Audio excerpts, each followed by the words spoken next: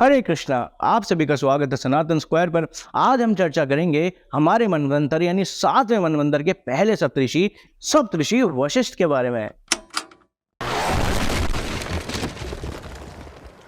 ब्रह्म ऋषि वशिष्ठ के जन्म का वर्णन अलग अलग पुराणों में अलग अलग रूप से दे रखा है। कहीं वे ब्रह्मा के मानस पुत्र हैं तो कहीं वे मित्र वरुण यानी वरुण देव और उर्वशी के पुत्र कहे गए हैं। पर अगर कल्प भेद से देखा जाए तो ये सारे तथ्य ही ठीक है। कल्प मनवंतर क्या होता है वो हमने इन्हीं सप्तऋषि की इंट्रोडक्शन वीडियो में एक्सप्लेन कर रखा है, जिसका लिंक ऊपर आई बटन और नीचे डिस्क्रिप्शन बॉक्स में दे रखा है। महर्षि वशिष्ठ के चरित्र से हमारे धर्म इतिहास और शास्त्र पुराण भरे पड़े हैं। इनकी धर्म पत्नी अरुंधति जी हैं, जो सप्तऋषि मंडल के पास ही अपने पतिदेव की सेवा में लगी रहती हैं और जिन्हें टेलीस्कोप के द्वारा आज भी देखा जा सकता है। जब इनके पिता ब्रह्मा जी ने इन्हें सृष्टि करने को और पृथ्वी पर आके सूर्यवंशी राजाओं के कुलगुरु बनने को कहा तो वशिष्ठ जी ने हिचकिचाहट प्रकट की। लेकिन जब ब्रह्मा जी ने बताया कि इसी सूर्यवंश में आगे चल के परम पुरुषोत्तम भगवान श्री रामचंद्र का पुण्य अवतार होने वाला है, तब उन्होंने पृथ्वी पर आना स्वीकार किया और पृथ्वी पर आके वे हमेशा लोकहित में लगे रहे। एक बार जब अयोध्या में सूखा पड़ा तो उन्होंने तपस्या करके सरयू नदी को पृथ्वी पर प्रकट करवाया। जो पवित्र नदी आज भी अपने शीतल जल से अयोध्या वासियों की प्यास बुझाती है। ये सरयू नदी वही महान नदी है जिसके अंदर प्रवेश करके अजीत भगवान श्री रामचंद्र ने रामायण काल के अंत में इस लोक से प्रस्थान किया। भगवान राम के पूर्वज राजा इक्ष्वाकु, राजा नीमि से इन्होंने अनेकों यज्ञ करवाए, जिससे इन्होंने समस्त संसार को लाभ पहुंचाया। और यहाँ तक कि जब पूर्वजों द्वारा गंगा नदी को पृथ्वी पर लाने में असफल होने के कारण भागीरथ को निराशा हुई, तब वशिष्ठ जी ने ही भागीरथ को मंत्र बताए, जिनके उच्चारण के बल पर भागीरथ ने महान लोक कल्याणकारिणी महानदी गंगा को हम लोगों के लिए सुलभ कराया, जो आज भी भारत में 60 करोड़ से भी ज्यादा लोगों को अपना शीतल जल प्रदान करती हैं। जब भगवान राम के एक और पूर्वज राजा दिलीप शराब के कारण संतानहीन हुए, तब दिव्य गाय नंदिनी की सेवा विधि बताकर ब्रह्मर्षि वशिष्ठ ने सूर्यवंश को रघु जैसे पुत्र का रत्न दान दिया। और ये राजा रघु इतने महान थे कि आगे चल के इनके नाम से ही सूर्यवंश का नाम पड़ा रघुवंश, और इनके नाम से ही भगवान राम रघुवेंद्र, राघव, रघुपति आदि नामों से जाने गए। और यही व्यथा भगवान राम के पिता दशरथ की थी, और उनकी निराशा में आशा का संचार करने वाले कोई और नहीं ब्रह्मर्षि वशिष्ठ जी थे। वशिष्ठ जी की ही सहायता से ऋषि श्रृंगा को अंग देश से लाकर पुत्र मेष्टि यज्ञ कराया गया, जिसके फल स्वरूप भगवान श्री राम ने अवतार ग्रहण किया और फाइनली स्वयं भगवान राम को अपने शिष्य रूप में पाकर वशिष्ठ जी ने पृथ्वी लोक पर आने का उद्देश्य और अपना जीवन सार्थक किया। ब्रह्मर्षि वशिष्ठ का श्राप और गंगा के 7 पुत्रों की मुक्ति। क्या आपको याद है महाभारत का वो दृश्य जिसमें माँ गंगा अपने ही 7 पुत्रों को नदी में बहा देती है? आप जानते हैं क्यों? तो आइए पर्दा उठाते हैं इस रहस्य से।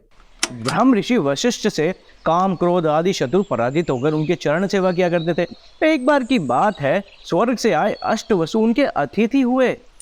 अष्टवसु इंद्रदेव के सहायक और पृथ्वी, वरुण, अग्नि, वायु, सूर्य, आकाश, चंद्रमा और नक्षत्र का प्रतिनिधित्व करते हैं। जब 8 वसु वशिष्ठ जी के आश्रम में पहुंचे, तब वशिष्ठ जी ने बड़े प्रेम से अपनी नंदिनी गाय की सहायता से अनेकों प्रकार की भोजन सामग्री आदि उपस्थित कर दी और अष्टवसु ने अपनी सेना के साथ इसका भरपूर आनंद लिया। लेकिन एक गाय की ऐसी अलौकिक क्षमता देख के वशिष्ठ को बहुत आश्चर्य हुआ और उन्होंने उस गाय को लेना चाहा। नंदिनी कोई आम गाय नहीं थी, यह मनोकामना पूर्ण करने वाली गाय थी। वह गाय ब्रह्मा जी ने वशिष्ठ और अरुंधति को भेंट दी थी, जिससे कि वो यज्ञ तपस्या करके जग का कल्याण कर पाए, और इसलिए वशिष्ठ जी ने वसुष को वो गाय देने से मना कर दिया। लेकिन वसुष नहीं माने, उन्होंने रात में नंदिनी गाय को चुरा लिया और जब इसका पता वशिष्ठ मुनि को लगा, तब उन्होंने वसुष को पृथ्वी पर इंसान बनकर जन्म लेने का श्राप दे दिया। वसु के पैरों तले जमीन निकल गई, उन्हें अपनी दुष्टता का एहसास हुआ। तब वे नंदिनी को वापस लेकर वशिष्ठ जी के आश्रम आए और क्षमा मांगने लगे। वशिष्ठ जी ने उनकी माफी अस्वीकार कर दी। तब सारे वसु और उनकी पत्नियां अरुंधति के कदमों में गिर गए और दया की भीख मांगने लगे। तब अरुंधति जी वशिष्ठ के पास गईं और उन्हें माफ करने को कहा। वशिष्ठ मान गए और बोले, श्राप तो वापस नहीं लिया जा सकता, हाँ लेकिन इसमें कुछ चेंजेस कर सकते हैं। तो जो पहले 7 वसु हैं वो पैदा होते ही वापस स्वर्ग आ जाएंगे, लेकिन जो मुख्य आरोपी 8वें वसु हैं उन्हें धरती पर पीड़ा भरा जीवन जीना पड़ेगा। आप सारे गंगा के शरण में जाइए और उनके संतान रूप में प्रकट होने की प्रार्थना कीजिए। इसलिए ही महाभारत में राजा शांतनु और गंगा के 8 पुत्र हुए, जिसमें कि 7 पुत्र गंगा मैया ने नदी में बहा दिए, जो कि वापस स्वर्ग पहुंच गए, और जो 8वें पुत्र थे वो बने गंगा पुत्र भीष्म पितामह। और इसी तरह का एक किस्सा ऋषि विश्वामित्र के साथ भी हुआ था, जिसका वर्णन हम ऋषि विश्वामित्र के एपिसोड में जरूर करेंगे।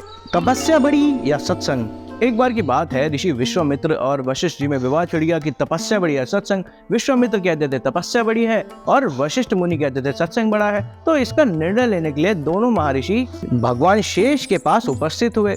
सब बातें सुनकर शेष भगवान ने कहा कि भाई अभी तो मेरे सर पर पृथ्वी का भार है, आप दोनों में से कोई एक थोड़ी देर के लिए इस भार को उठा लें तो मैं निर्णय कर सकता हूँ।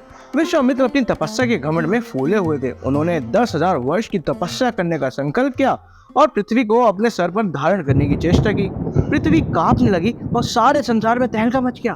तब वशिष्ठ जी ने अपने सत्संग के आधे क्षण के फल का संकल्प करके पृथ्वी को धारण कर लिया और बहुत देर तक धारण किए रखे।